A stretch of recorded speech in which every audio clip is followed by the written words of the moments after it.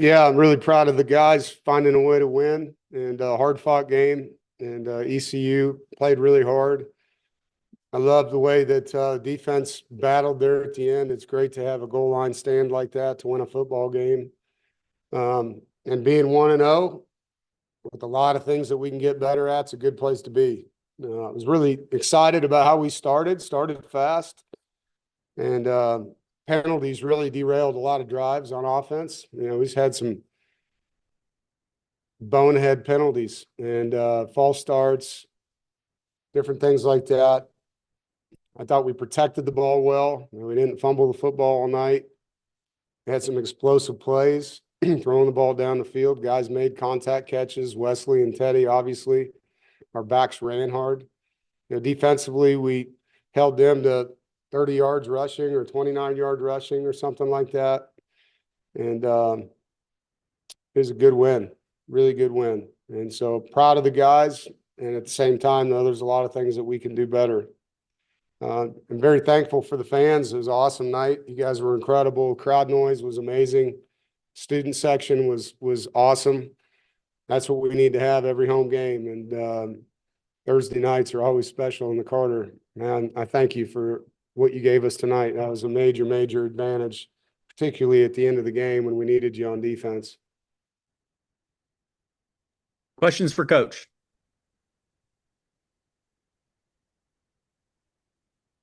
Brian, go ahead. Yeah, thanks, Dave.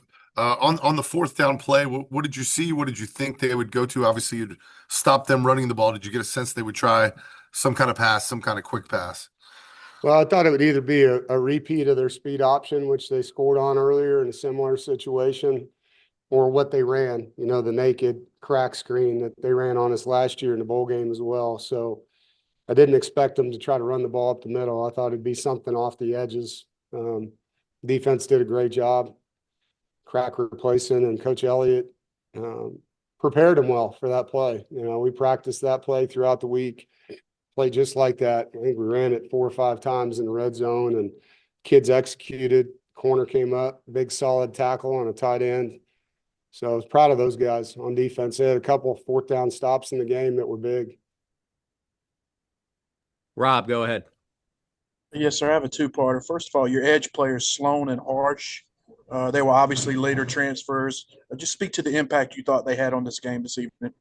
Yeah, I mean, we wanted to be better off the edge. We wanted to create more tackles for loss this year, more sacks, and not have to blitz all the time to create those things. We wanted to be able to do it with 4 or 5 guys. And so there was a huge emphasis in finding some edge players, and Kean Sloan, Kenny that you mentioned, Trey Thomas.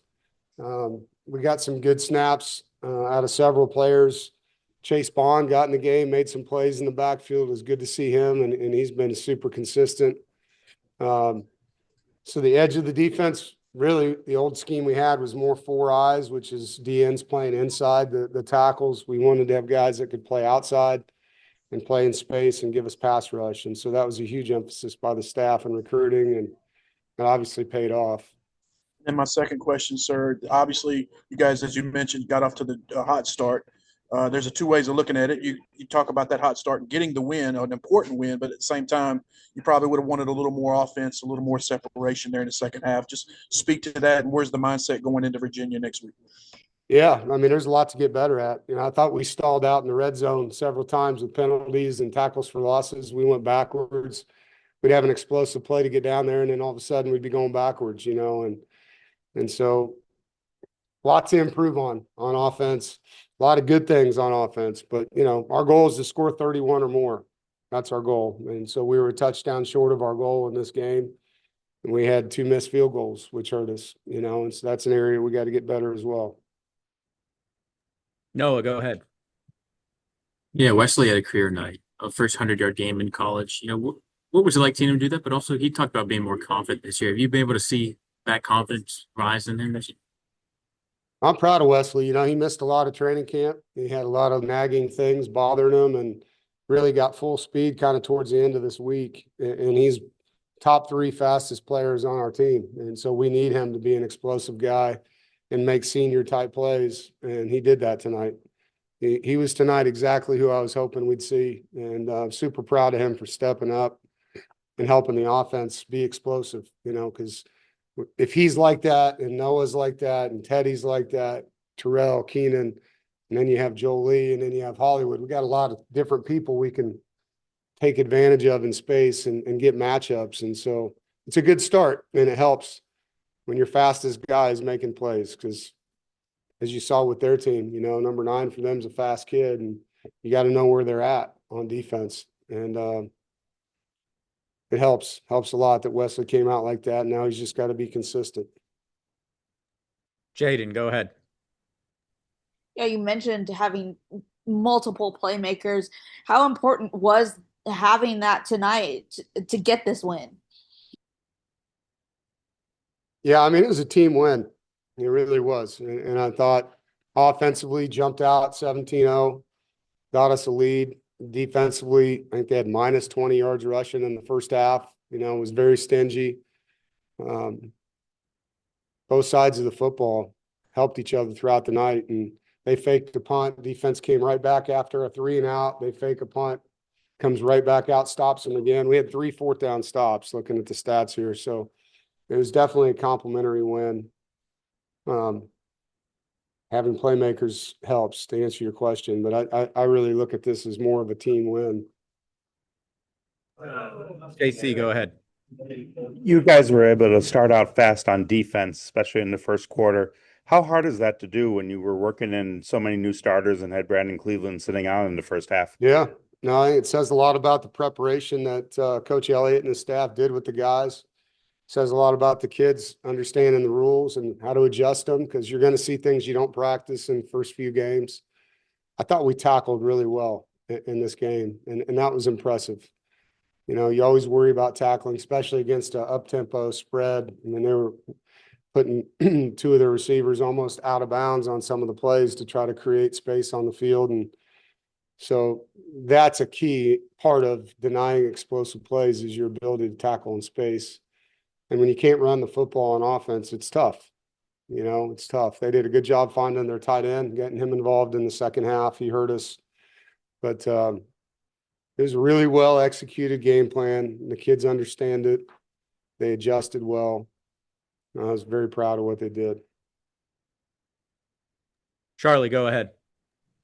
Coach, you mentioned early in the offseason kind of how bad you wanted this game, considering how things ended last December. Does this game mean more to you coming on the right side of the scoreboard this time around? Yeah, I mean, I felt like we tarnished our reputation. It was a game that really hurt me, seeing the way our guys couldn't stop the run, 300 yards rushing. I mean, it's an embarrassing thing as a head coach that considers himself a guy that knows how to play defense. And then having the actions that we did afterwards, it was embarrassing. And this game wasn't about ECU. This game was about us playing the game the way it's supposed to be played, and respecting the game, respecting each other, respecting the university that we play for, our fans, the guys in the locker room, the guys that have worn the jersey, respecting Coach Ruff, a guy that means a lot to our program and means a lot. And so this game was about getting our identity back and playing hard, tough together football. All right, 2 more questions for Coach. TJ, go ahead. Coach, looking at CJ Bailey in one game into the season and looking at him from last year, what's a major difference you've instantly seen in his game? He's just very poised. He's got a lot of confidence. He sees the game. It's slowing down for him. He trusts his guys. He has chemistry with his guys. Last year coming off the bench as a backup and not knowing if you're even going to play as a true freshman, you don't have that chemistry, not only with your skill guys, but the O-line. Those guys play hard for him, and he can get after them, and they respect him. And so he's a true leader. And last year he was more of a survivor, just in there fighting as hard as he could fight. But he didn't have the guys around him like he does now, pulling hard for him and wanting to protect him. Coach, one more question from me. When you're in a situation where ECU in the red zone, under 40 seconds left, that fourth down stop, how do you prep your team for pressure moments like that? Chaos. Yeah, I mean, we train in chaos. We try to put them in tough situations. We did it all through training camp. Coach Thunder and his staff put them in tough situations all summer. And then it comes down to having leaders on your team, you know, that they're not going to let it happen. They're going to execute and they're prepared. And in pressure situations, you always revert back to your training.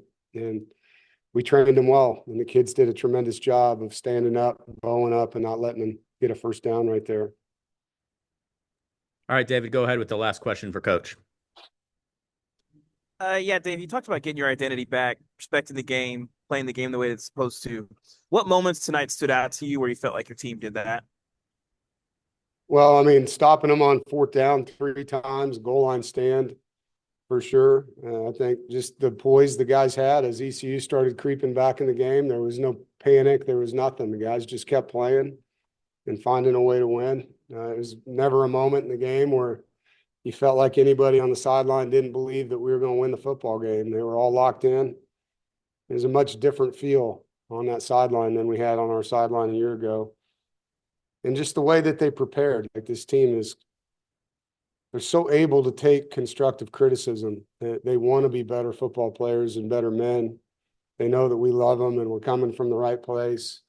And they take it, they listen, and they work hard. And it paid off tonight. You know, I mean, that's a game, if you go back over the last 35 times it's played, it's usually a close game. And no different tonight. Even though we had a chance to not make it that way, that's how a lot of these games have ended. Thanks for joining us, Coach. Thank you, guys.